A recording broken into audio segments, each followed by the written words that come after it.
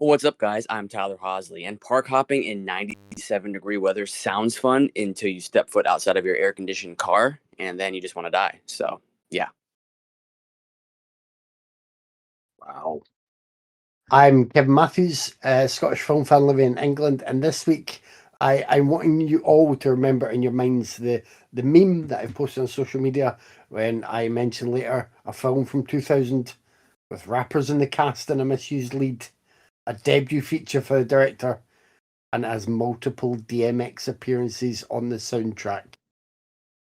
Tyler, mop yourself up now. Oh, I'm waiting. I'm just ready. I'm Dave Gray, and this week I learned that, I always thought that, I learned that Albert Einstein was a real person. I always thought he was a theoretical physicist. Hey! Yeah, and this is Raiders of the Podcast. Hey! I actually saw some movies this week. I've been lagging behind, but I finally got out to the theater to see Sinners, the musical horror film from Ryan Coogler, and I fucking loved it. Holy hell, I love that movie.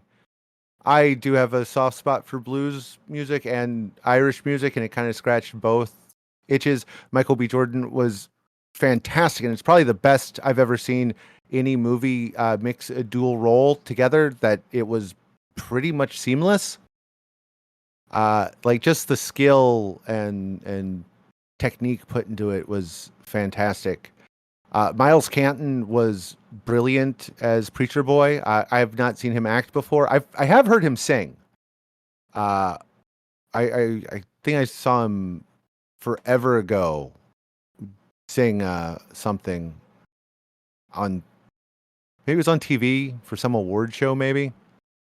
Anyway, dude, he's like 20, and man has a voice that just makes me depressingly jealous because I sound like a drowning cat every time I sing.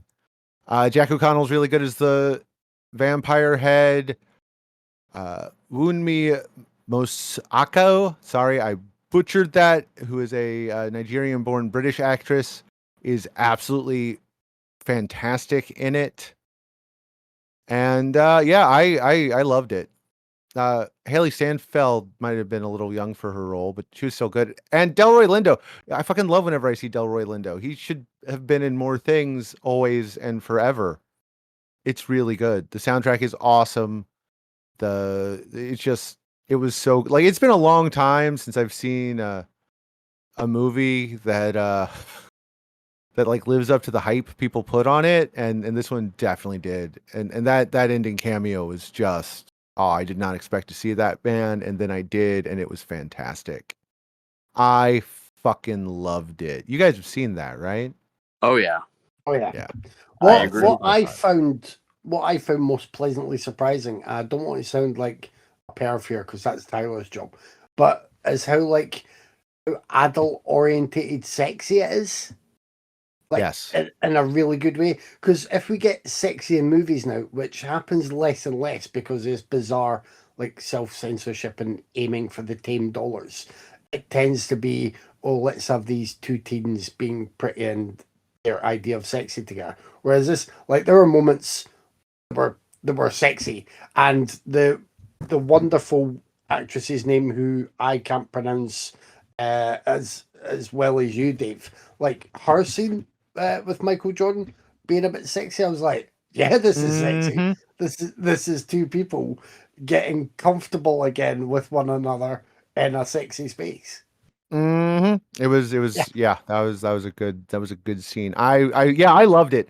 I was really happy to really, Coogler's a hell of a talent. It was a hell of a film. I also watched the 2025 action comedy Novocaine, also called Mr. No Pain and Novocaine No Pain in Australia. I enjoyed it. Yeah, it was fun. It wasn't like great, but I like the cast. I've said it before when they popped up and stuff. I really enjoyed Jack Quaid, Amber Midthunder, and Ray Nicholson when they pop up, and they were all really fine here. There's a bit too much with the cops, but I've also never been shy about how I feel about cops, especially movie cops, TV cops. So, it's okay. I think the first quarter of the movie is actually really good, and it's a shame that it doesn't stay in that vein. Like the first 20-25 minutes where it's setting them up with their relationship and stuff is absolutely fantastic. It was a really effective showing of early stage romance, which you don't get in movies. Movies do romance fucking terribly. I said it. I'll say it every time I have to say it. It's very rare that I actually watch a couple on a movie and go, "Oh yeah, that was actually cute," instead of, "Why are they trying so fucking hard? They're disgusting me. Go the fuck away." It was good. I enjoyed it. Like again, I think it kind of falls apart after that. It's still okay, but they don't use the setup nearly as well as they should or could. And I finished off the week showing my niece one of my favorite movies because I'm going to go take her to the theater to see it again on Tuesday, and that is House, or Hazu, the 1977 Japanese comedy horror film, which we have discussed on the podcast before, and you should go listen to me gush and rave about it on that episode because that was a good episode and it's a good movie and you should see that movie. The movie with a story written by a 10-year-old girl, which explains so much about it. And that was me this week. I had a pretty good week in terms of volume, anyway, not necessarily quality all the way through. But I watched another couple of Jacques Tati movies, Monsieur Hulot films, and I think in a way I made a bit of a mistake when I started with was it Playtime I picked for the podcast? Yes, it was. Yep. Made us all watch that to get to kick my own backside to watch some of the stuff. Because what I've done this week is I've watched Monsieur Hulot's Holiday and I've watched Mon Oncle, which I guess just means like my uncle, translated, and they're both really good. And I get more of the comedy's really good and really well choreographed and generally really funny, unsurprisingly. But he does have that that habit of kind of hanging back as well and showing the comedy from the way humans just bustle around one another and then interact. And Monsieur Hulot's Holiday is, I think that would have been the better starting point because it's very obvious. Playtime is obvious, and I'm kind of keen to revisit that at some point. Now I get more of it, but I thought that just came naturally from the idea of the mix of the modern world and him bumbling around it. But it's all through his comedy features with this character. So Monsieur Hulot's Holiday is absolutely wonderful, and yeah, there were a couple of set pieces there that had me really entertained and laughing aloud. And then Mon Oncle is really good, but I think that's the least of the three I've watched so far. I watched Ash. Now I think last week Craig mentioned Ash because it's on Prime Video here, and it is by, I want to say, Flying Lotus. I can't recall a real name. I don't know if they have a real name, but it's a sci-fi horror thing. It's really derivative. It's really not great. It's a lot better than their other film that I saw from him because I believe that is the same person who did that Kuzo. Unless I'm off on a real incorrect tangent there. So yeah, that wasn't great. I watched another action film on Netflix from the same director of The Night Comes For Us. I'm wording it that way because I can't remember their name. but I watched The Shadow Strays, which is really good. Have either of you guys seen that one? I have not. Nope. No, it's in the pile, but not yet. It's really good. It's not as sort of full on and full blooded as The Night Comes for Us, but that's a high bar. But it's kind of interesting because it's a female lead and quite a few female characters in the mix for this one, but essentially the same kind of carnage when you get the fight scenes. So that is that is one that I really recommend. I decided to treat myself and watch one of my own purchases almost as soon as it arrived. So I watched Dorm, the 2006 Thai horror. Have either of you seen that one? That I have seen. Yes, I have seen that one as well. Oh, you both seen it. I thought it would have been on Dave's radar. I didn't think you would have seen it, Tyler. I quite liked it. I didn't love it, but I liked it. But that would pair up really well with The Devil's Backbone. It feels very, very similar. That was like 2006, right? Something like that. Yeah, something like Yeah, that. I saw it around that time. Yep. So yeah, I enjoyed that, but I couldn't help thinking of like how similar it felt to The Devil's Backbone in a way that would make them a nice double bill. Once again, I don't know if this was consciously or subconsciously, but I'm sure Craig watched this one recently as well. Let the Corpses Tan from Yes, the people yes, that he did. It did Amer and I can't remember the other The one. Strange Color of Your Body's Of Your Body's Tears. Tears. Thank you. Yep. They are also very much not my bag. They are just, I mean, they're kind of obsessed with making movies where they can spend at least 5 minutes letting you hear the creak of someone's leather jacket or leather gloves. And that was all right sometimes. But when you've now done, I think they've done 3 movies, maybe more at this point. It's time to move on and maybe incorporate that with a bit better eye for other details. I would say I was not a fan of this one. It wasn't it wasn't a full just experimental work, and it wasn't a rambling mess. It was just it's all these moments where it basically stops to take in this sensation or that sensation. And again, that was, when I first saw that in, I think, Amer, they did it really well.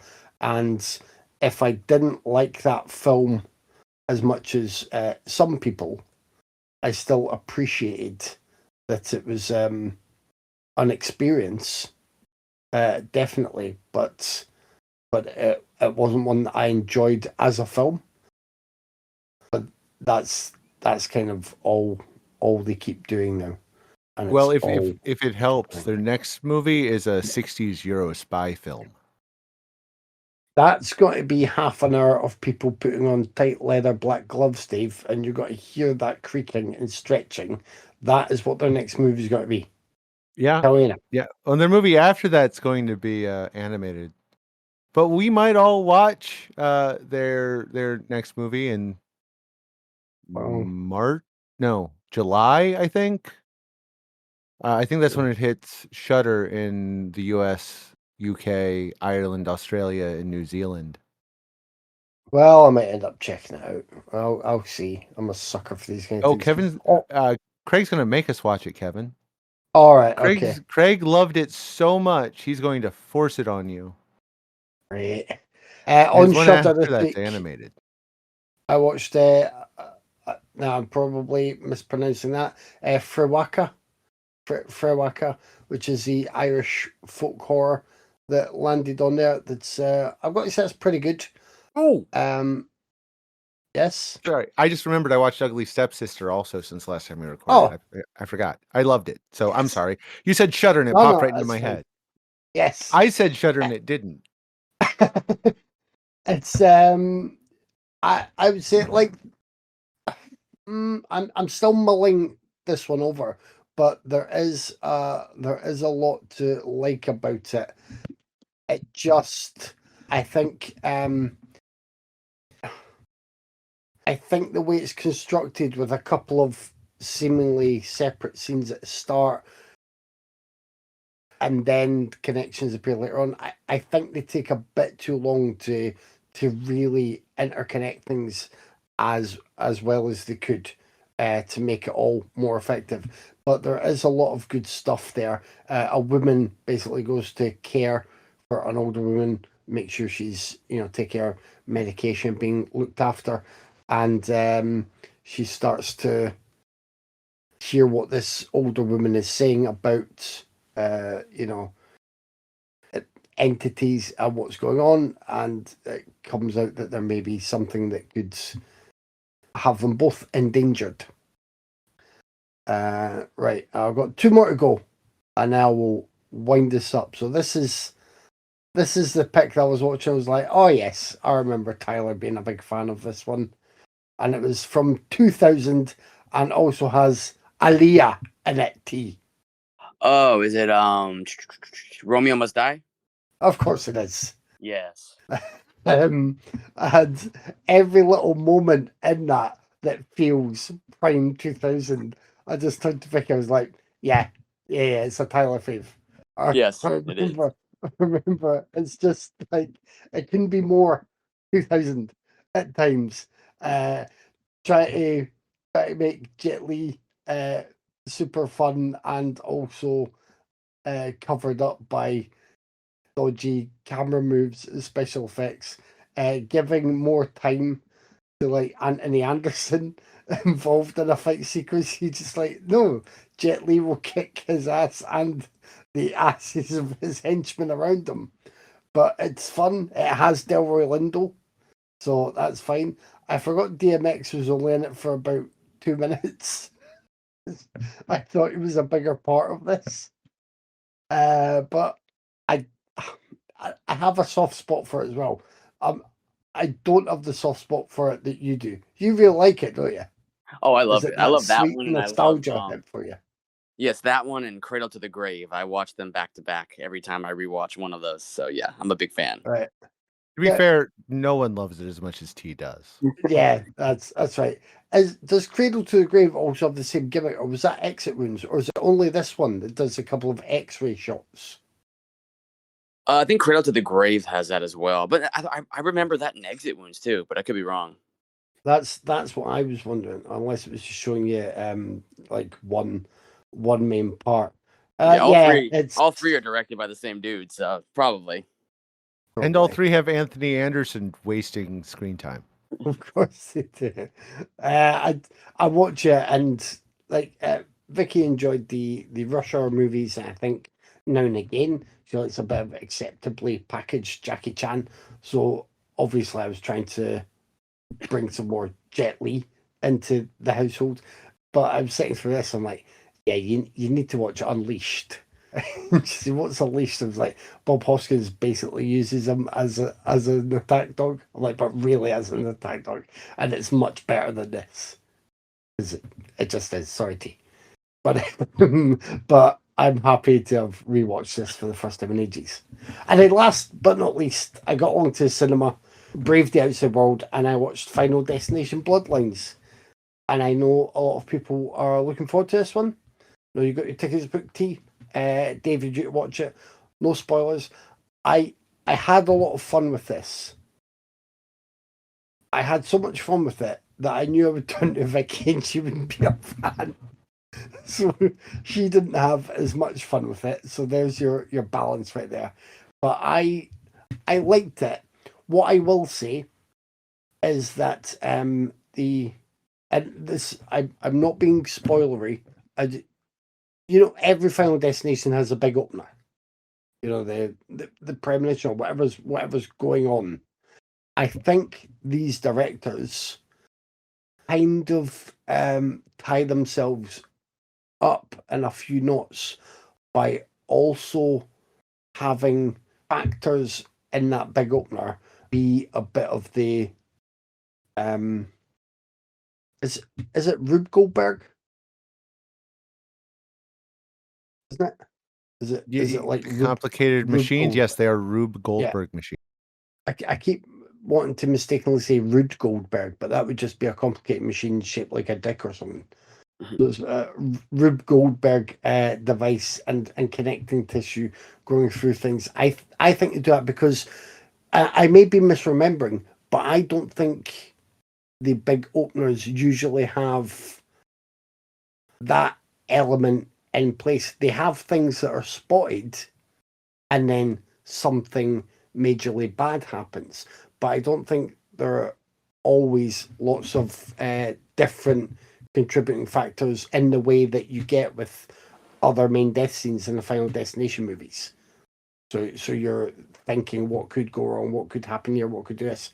Whereas the big opening here is great, but I think they sort of start tying their hands already to that and adding weight to themselves because they put a lot into it and then want one or two elements to sort of carry through the whole movie.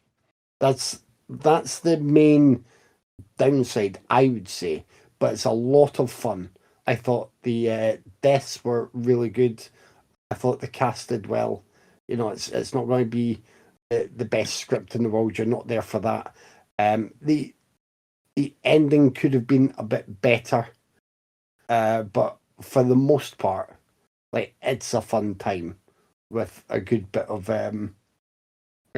gore.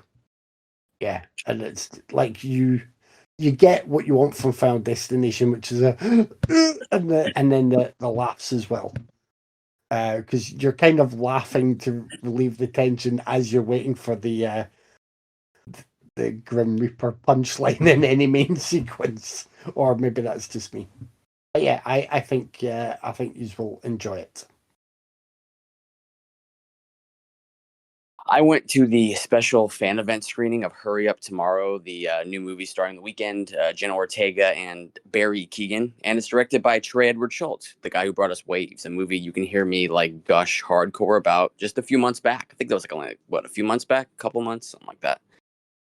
This movie is not for everybody, and I can fucking guarantee it. I can just guarantee it. It's weird, heavy style over substance, genre hybrid vanity project, dude. It's all it. I mean, that's all it is. I mean, the camera spins so much that even Gaspar Noé might even dry heave a little bit. I mean, it's fucking the camera work is nuts. It's chaotic, dizzying camera work that I love in film. I loved it. Sound design is great. Everything is just loud as hell, and Jenna Ortega steals every single scene she's in. I mean, the final 30 minutes when it decides to turn into Misery with The Weeknd, yeah, she steals every moment. She's just wonderful. I love Jenna Ortega, and she's great in this. But yeah, like I said, I dug the fuck out of it, but I'm a style over substance kind of guy, so miles will vary on this movie for sure. I can see most people hating this though. So yeah, just go in with that mindset. When you do eventually watch it, you'll probably hate it, but I really dug it. That's a warning to us, Kevin. Yeah. Yes. Yeah. Oh no, Yep. around it. Yeah, yeah. that's a warning. Yeah. Yeah, we're No, we definitely know. watching this. Yeah, the second I saw the trailer, I went, "Oh fuck."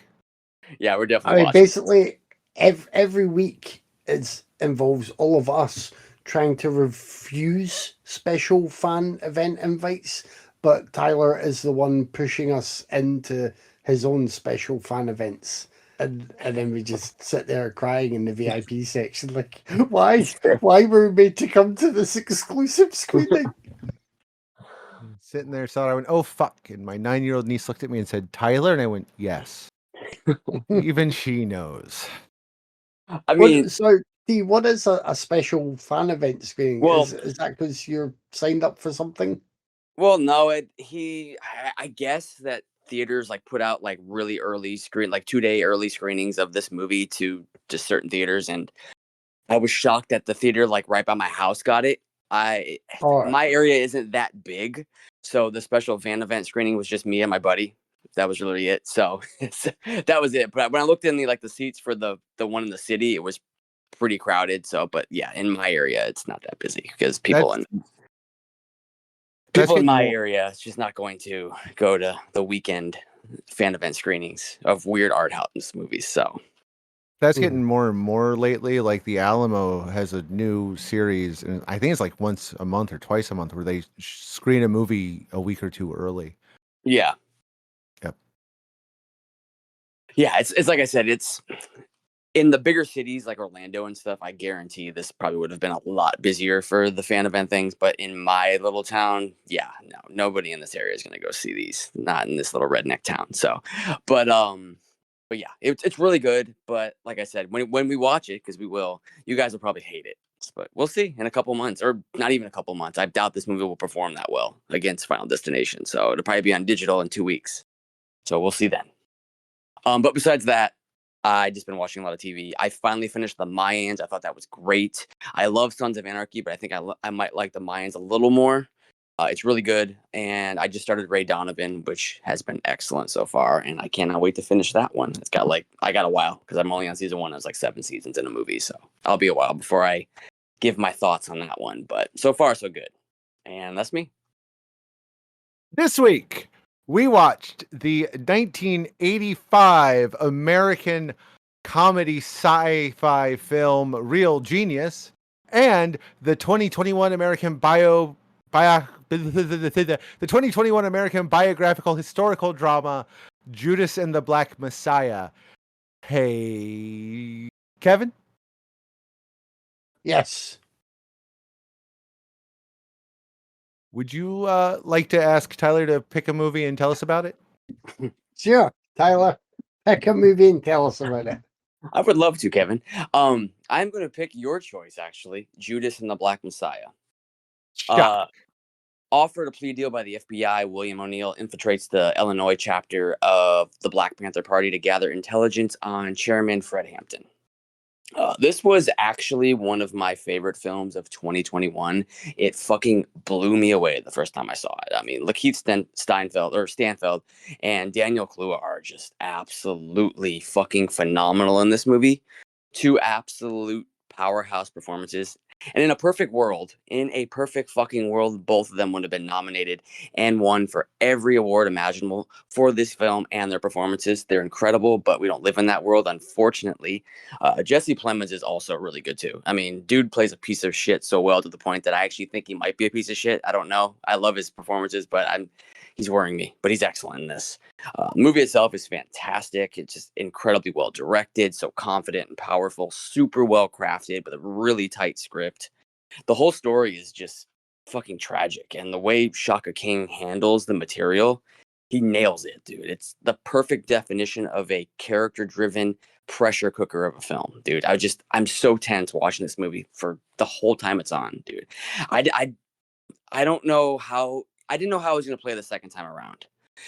But thankfully, it's just as powerful on rewatch. Just go watch it now if you haven't seen it. Then go double feature it with Black Klansman. Both films complement each other beautifully. Very different stories, yes, but tackle similar themes. But yeah, Judas and the Black Messiah is incredible, incredible movie. I was so nervous to rewatch it because it like hit me so hard the first time I watched it, and I'm like, is this gonna play as well as it did the second time? Like, I don't know if you guys ever had that, but when you love a movie so much the first time, then you go to rewatch it, you're scared that's not gonna play for you as well the second time. But no, it didn't happen with this one. It played just as well. It's excellent. Good pick, Kevin.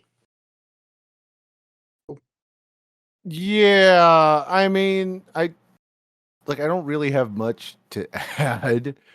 Kaluuya and Stanfield are both fantastic. The direction by Shaka King is really good. The set design is on point. The cinematography is Sean Babbitt, who has done work with Steve McQueen and Nia DaCosta. Also, I think he worked on 12 Years a Slave and Shame. I think Place Beyond the Pines. He worked on he's done some Byzantine. He's done some awesome work. He also was on Spike Lee's Old Boy remake. Take that as you will. Just fantastic. I think he also filmed the new 28 years later.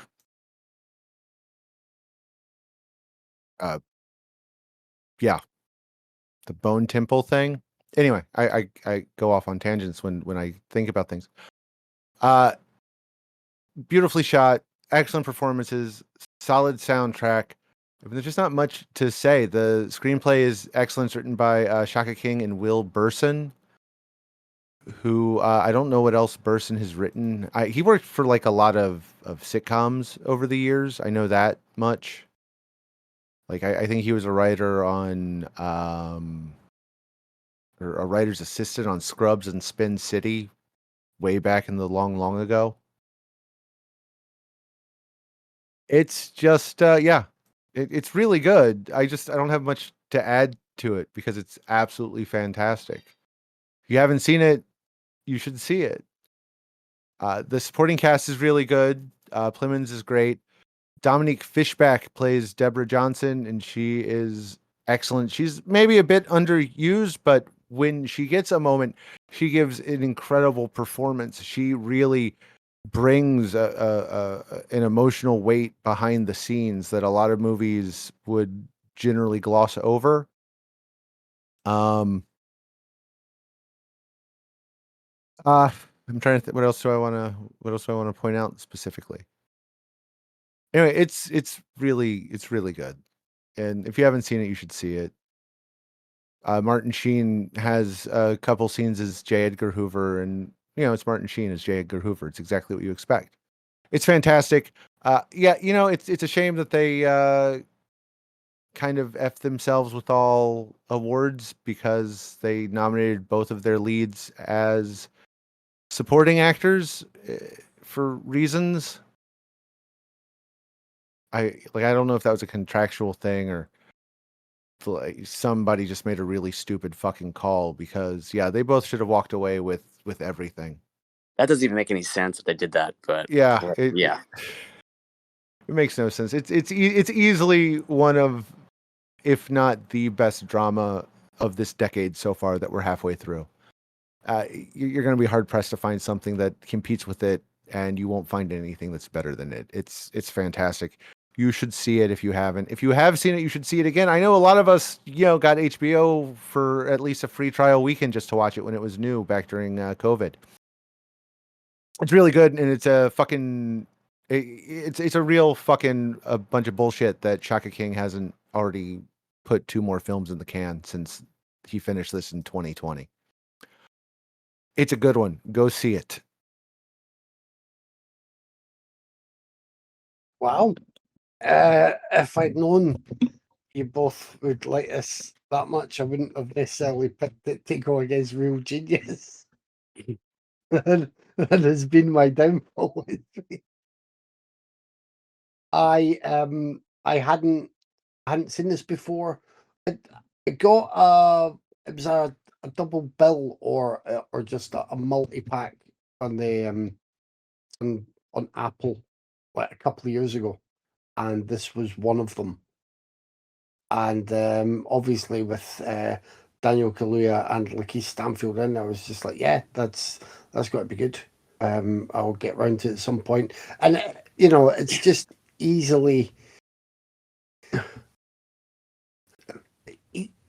hopefully understandable to mention these movies that we often have on our shelves or we pick up, and it never feels like just the right time to just throw this on, because there are some films that you don't just want to throw on. There are many others that you can. Like I can watch FX at any time if I wanted to while I'm having my dinner and that. Judas and the Black Messiah was like, oh, I want to make a little occasion of it. I want to really be like all focused on that. No distractions with my snacks or food or whatever else. And I wanted the time for it. I think it runs about just over 2 hours, maybe 2 hours 5, something like that. So yeah, picking it for the podcast once again, kicks myself up the butt to watch it. I really like this, and you cannot fault any of the performances. I just surprisingly, I don't think I liked it as much as either of you two. I just think I think it suffers in comparison to some other films in recent years that have either covered slightly similar subject matter, like Black Klansman, or um, covered just like flashpoints in these sort of time and places. Like I know it was Catherine Bigelow directed, but Detroit was really good and really tense. And there have been obviously numerous other Spike Lee films that we've covered. The the sort of the modern look at the American racial divide in something as good as Sorry to Bother You with its wild turns like that. That was great as well. So I just think this is a straightforward film, and it's about something that's really, it's when you're going through it and seeing the details uncovered and how these decisions were made, it's it's quite upsetting and horrifying. And I'm glad that uh, films like this are able to be made now, because otherwise this is the sort of stuff that is all too easy to gloss over and forget, and is probably the kind of thing that people will still try and get rid of and gloss over and forget nowadays.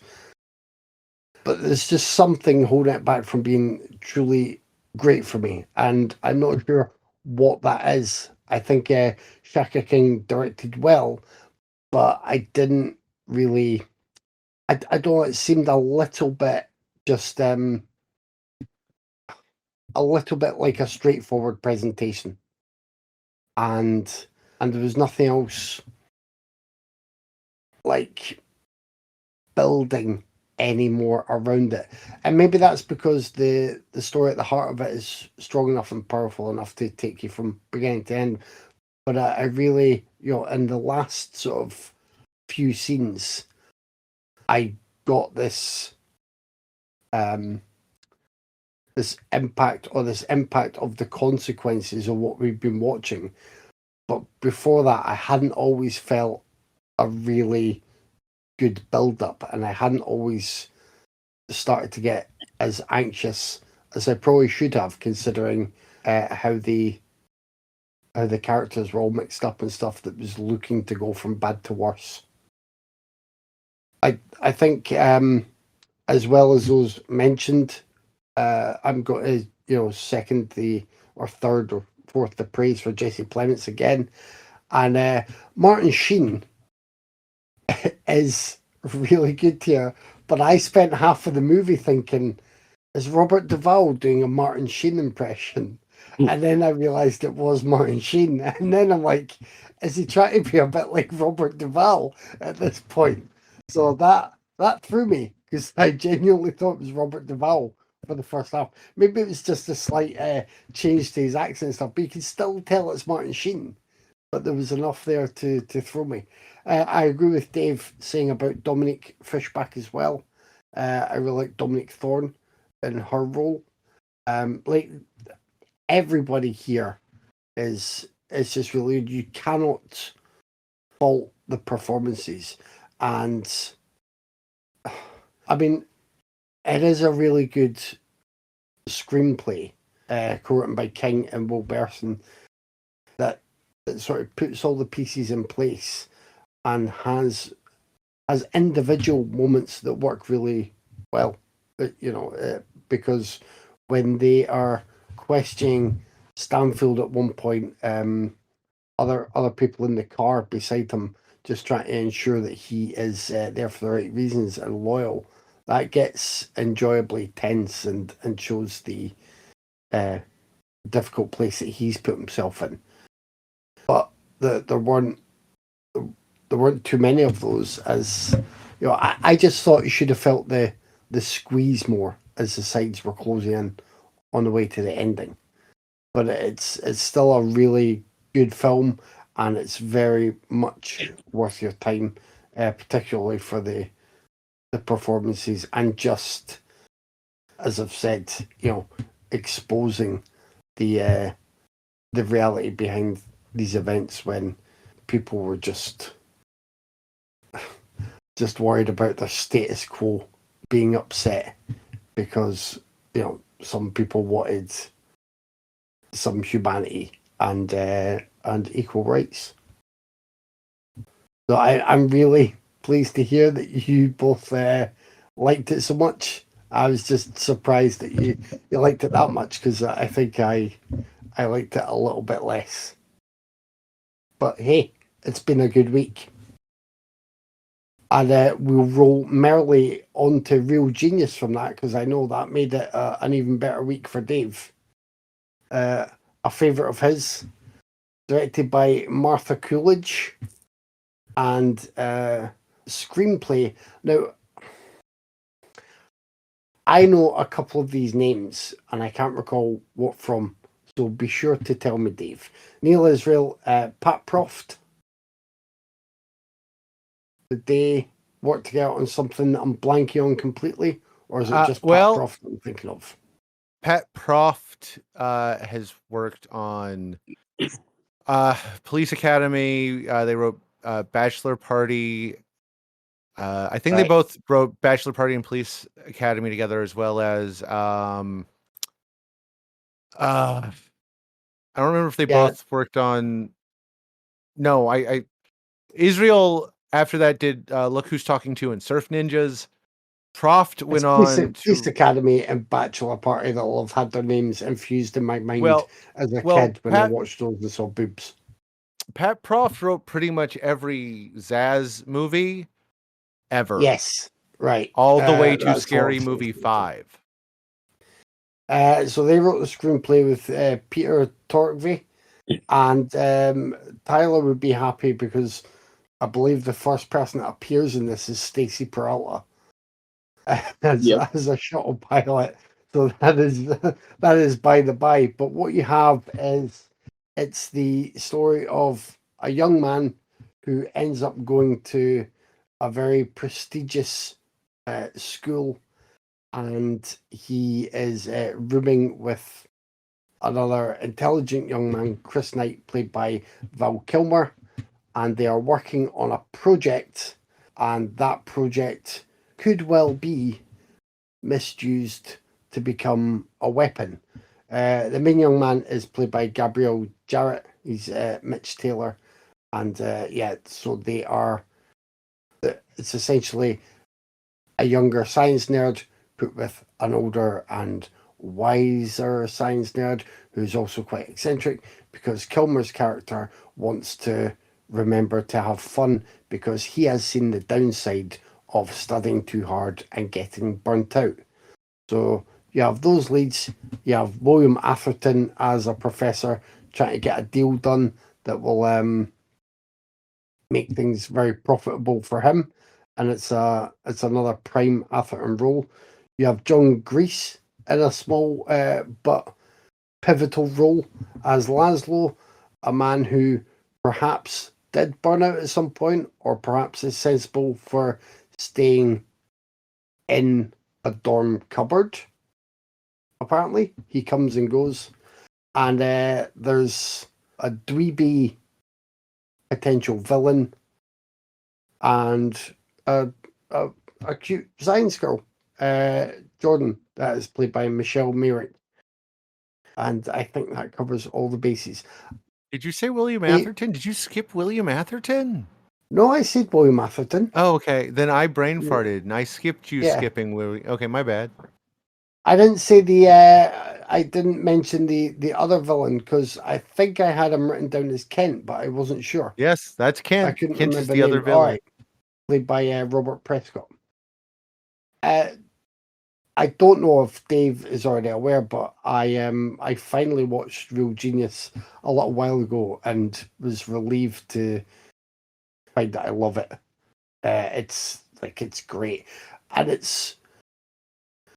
it's kind of extra great because it's a mid-80s teen comedy without having to throw around things that every other mid-80s teen comedy would seem to rely on. Like, you don't get I can't remember if you get any gratuitous nudity here. You don't get too many if any slurs were thrown around. It's a smart script. It's generally more I don't want to say more sensitive.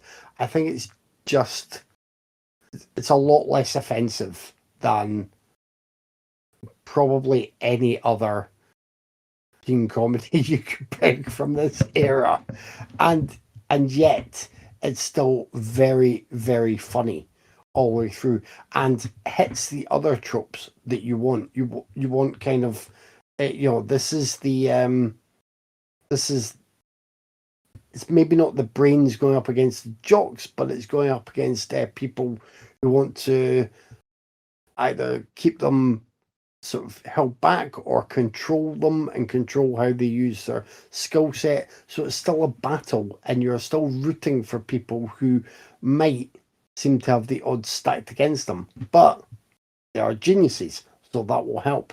And there is Val Kilmer's Chris Knight being very much a real genius.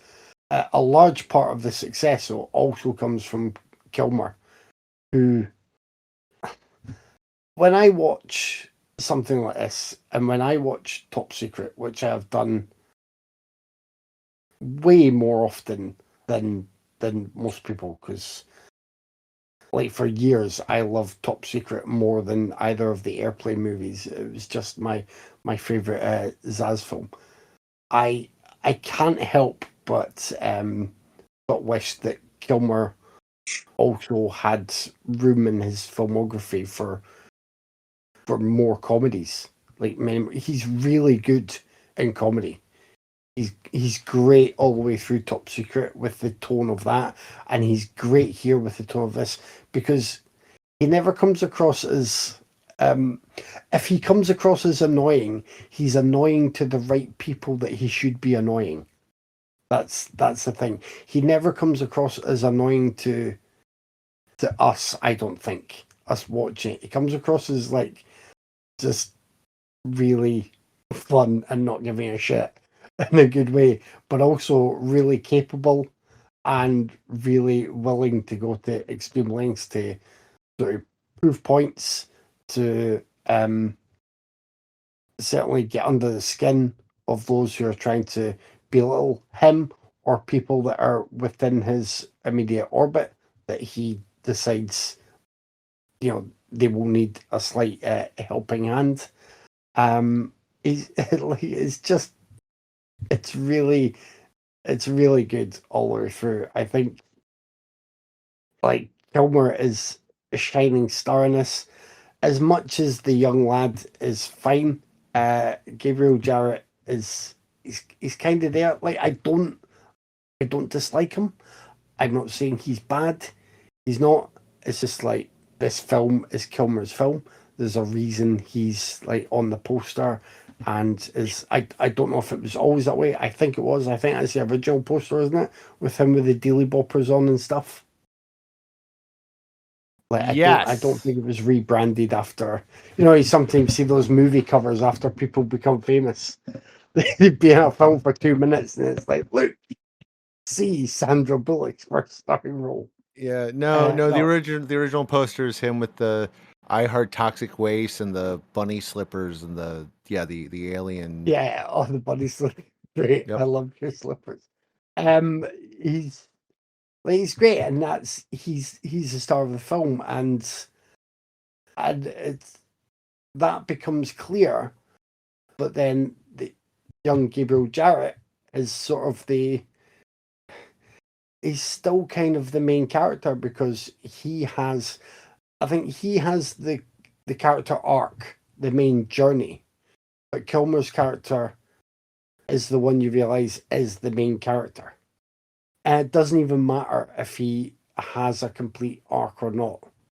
You're just like, he's the one I want to stick with through the movie, and he's going to lead us everywhere, and that's fine. And for the rest of the cast, like, you know, as Dave said, he was upset thinking I missed out Atherton. Atherton's great here. It's another great turn from this time where he was consistently given roles that made the best of his ability to act like a douchebag as well. And he's been like, it's a different kind of douchebaggery, but it's just as enjoyable and just as easy to sort of sneer and boo and hiss. Grease is a lot of fun, and I like what happens to his character as the film goes on. As I've said before, just now, I think Myrink is like, I think she's a really like cute female character for this type of movie in the way that's just feels atypical for this time and this genre. And it's another decision made here that the film is all the better for. The one who's probably most sort of standardized compared to other stereotypes from these films would be Kent, the guy played by Robert Prescott. I think he's the kind of sort of smarmy, thinking they know it all guy who's been in so many other films. But it's a fun turn from Prescott in this, and especially in the third act, it's great fun with what happens to him. I just think this is a blast, and bonus for is it it's Tears for Fears, isn't it? It's a really fun soundtrack as well, and at the end you're just thinking, oh, they had the money to spend on some extra tunes. Well done them. I had not seen this before. It's just one of those 80s comedies that I just never got around to watching, but I did like Real Genius. I mean, Kevin pretty much said everything I was going to say. It's charming and sweet in a way that makes it stand out a bit from the rest of the 80s comedies of that particular era. Something like Revenge of the Nerds, for example. I mean, this was PG, right? Like, I can't see it being rated anything higher than a PG rating. But it could be PG-13, but I don't know if that existed when this came out. So, 85, so it would not have existed yet. okay, so yeah, it's definitely PG. It would be PG-13 now, but PG for the 80s. Um, I, I'm personally into the more raunchier style 80s comedies, but for the tone of this movie, it worked really well here. And it's kind of a shame Val Kilmer didn't do more comedy after this, because he truly does have some wonderful comedic chops that never really got to show. He never got to show very often. I mean, he's great here. As is the rest of the cast too. I mean, I don't think Val Kilmer really did much comedy after this. He was in that one Saturday Night Live movie, MacGruber. Was it MacGruber? I think it was MacGruber. Oh yeah, he Yeah. was in MacGruber. Yeah, Yeah, wasn't a big fan of that movie, but he was good in that. But the cast, they're really good. The rest of the cast is really, really good. They have good chemistry together, and they play off each other really well. It's funny. It has a good soundtrack. The characters are super likable. But yeah, I dug this one. It's been sitting on my shelf for years unopened. I bought it years ago. Just never unopened the DVD. I just needed that Dave push to finally watch it, and I'm glad I did. It was adorable stuff. I really dug it, Dave. It was good. Yeah, I love this movie. I recently showed it to Killa, and I was like, he said he hadn't seen it, so I had to fix that because I love this movie. It's one of my favorite teen comedies, and it's definitely one of the best of the 80s as far as I'm concerned. All those other ones people prefer to talk about can suck it. They're not half of what this is. Yeah, this movie is all about Val Kilmer being fantastic and hilarious, and William Atherton being awful. Did you guys notice some of the secondary cast? I recognized is it Ed Lautner? Yeah, Or Ed Lautner? Lautner is in it. Yep. And he, because I looked him up because he's one of those guys I've seen in lots and can't remember what. He's excellent. I can't remember who else. Well, One of the two Asian kids on campus was Yuji Akamoto, who has been in several films we've watched, best known as Chosen from the Karate Kid series. He was also in Better Off Dead, which was released the same year that we watched, and a couple others. And one of the geeks was played by Dean Devlin, who would go on to become Yes. writer-director Dean Devlin. So, I saw that's fun. he did a few little acting gigs apparently. I'm Yeah. guessing that's how he started off, or maybe he was behind the scenes as well and doing a few roles. Yeah, that's where that is where he started off. Doing some acting. It's one of those things. I think he was in a couple. I think he was in two before this. Uh, I think he was in Wildlife, which was something I've thought about subjecting you guys to because I've never seen it and folks have told me about it, which sounds like it would hurt us all, and I'm not ready to go there quite yet. Oh dear. Yeah, right. But yeah, it's got a fun cast. Well, T, did you notice who the shuttle pilot was? T should know this one. He's gonna kick himself when I tell him. Oh shit! No, who was it? It was Stacy Peralta. Oh yeah, the one. Yeah, yes, I did notice that one. All right, just checking. Yeah, and Kevin just mentioned it too. So Yeah, he did. He Yeah. did. I was just making sure that you noticed. It's a good one. It's a favorite of mine. You should watch it. Like, I don't have much to add. Kevin kind of went over it, and since Craig's not here, nobody's going to just, poorly quote it. Sorry, I I love went when he gets on that a bit. excited. No, it was perfect. That was really good. But I do have a dream where I see myself standing in sort of sun god robes on a pyramid with 1,000 naked women screaming and throwing little pickles at me. I don't know if it started because I saw this movie or that's just It's been in me all the time, but I've had it forever. it's good that you picked this, Dave, because I think, and I don't want to sort of get on too much of a high horse, but I think it's one of those people share clips. When actors pass away, and Vulcan quite recently passed away, but I can't remember. I think you probably shared some real genius moments, but it is like comedy, the genre stuff, the comedy, the horror, sometimes the action as well. They're just not. They're never put on the same level as other performances, as dramatic performances.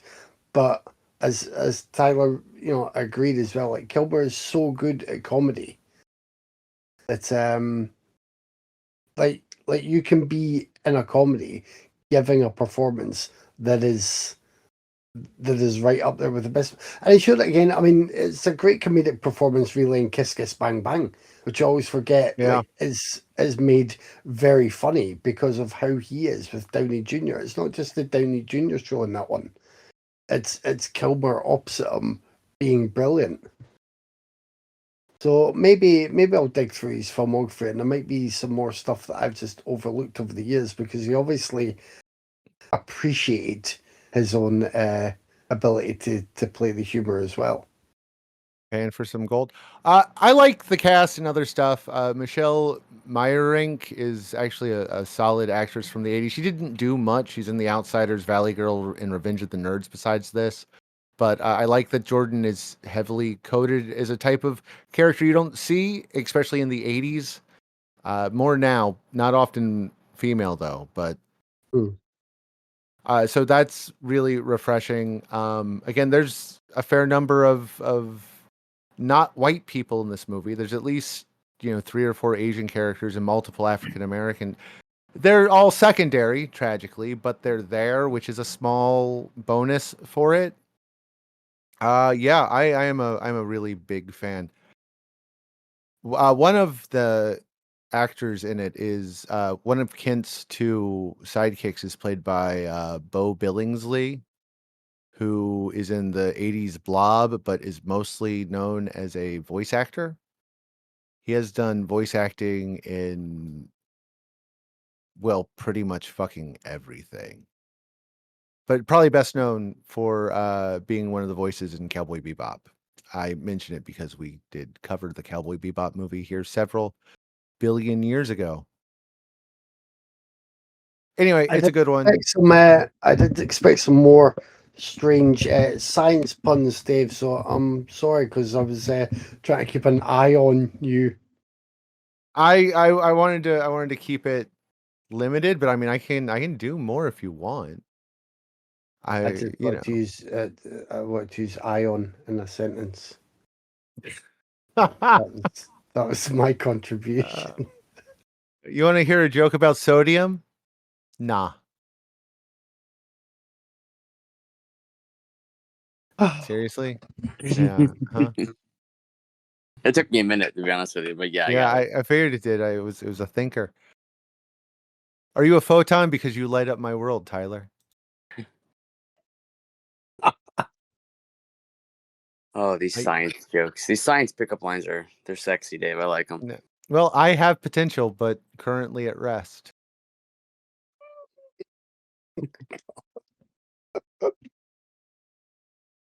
Can't explain it. It's just a matter of principle. I mean, yeah, I can go on. I got really bad short science puns coming out my ears. I decided to, be nice and not go for them. But, my dad was a geologist and had no appreciation for his family. He used to take us for granted. Hey! Yeah. Wow. What do you do with sick chemists? Helium. What do you do if they die? Bury them. As this episode just got to be titled "Gone Fishing"? It might be. All right, it's that time. It's time to pick one. This is really tough for me, so I'm gonna defer for now. I really like Real Genius, but Judas and the Black Messiah is some powerful shit, so I'm gonna go with that one.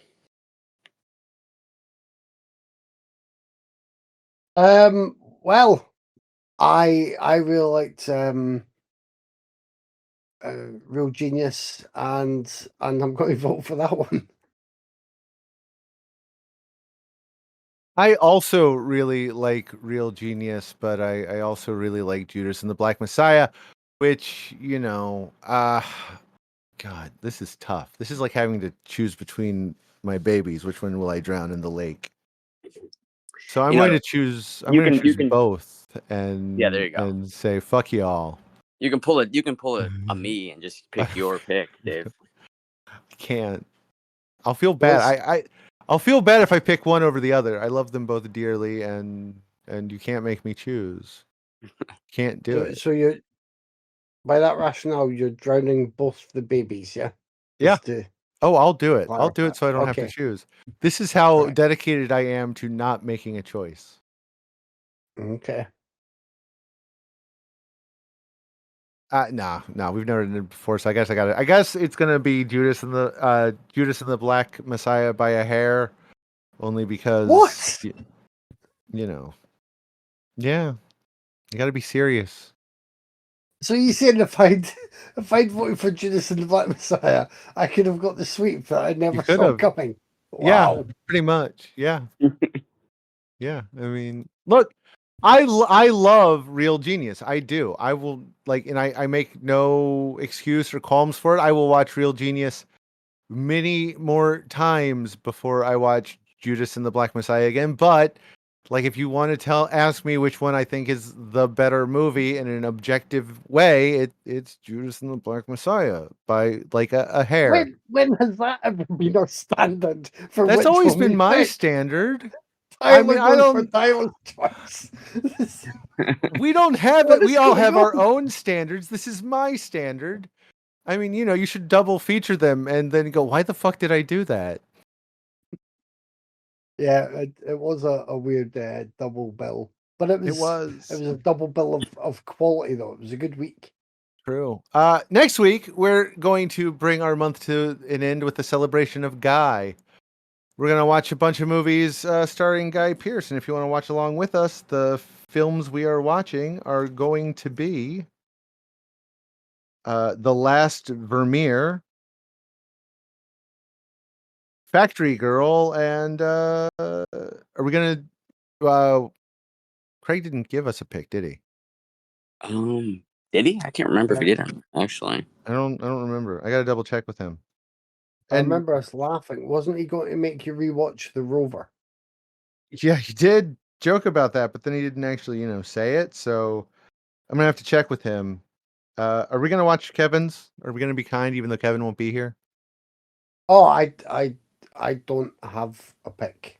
Oh, then his pick was Animal Kingdom, because I have another one written down. I thought it was you because you gave it last week. It threw me off. No. Well, never mind. So we'll be watching The Last Kingdom, or Animal Kingdom, The Last Vermeer, and Factory Girl. It should be good. While I remember, I've been catching up on some old episodes of Watch Skip Plus. Been listening because they covered movies that I've now seen, and Mike Weldon keeps mentioning us a lot, and he's a listener. So hi, Mike, and he's always laughing at the pain that we go through with Tyler's choices, and then he described them, and Jose thinks he might be a match with you, Tyler, because he doesn't mind seeing full pain and penetration, and he'd seen Bang Gang. So he's like, oh yeah, I've seen that. So we have people who listen to us who have also seen some Tyler picks sometimes. So that is always very nice to hear. I think if Jose and Tyler were on a thing together, the world would implode. I mean, it would just be there's just not enough hours in the day for all of the chat about who they would want to run away with and marry, to put it politely. Every time I hear Jose and Mike now discuss a movie, if I know there's an attractive cast of males that are Jose's type, and that's 90% of the males he sees in movies, then I'm just like, right, Jose's going to mention wanting to marry them about 3 times, wanting to marry this guy. Tyler doesn't want to marry. He just wants new sexual puns. That's true. I mean, there's only so many ass-eating jokes I can make, but I got more, and I'll keep making them. In honor of Kevin stealing the sweep from himself, T, do you want to give him the business? Sure.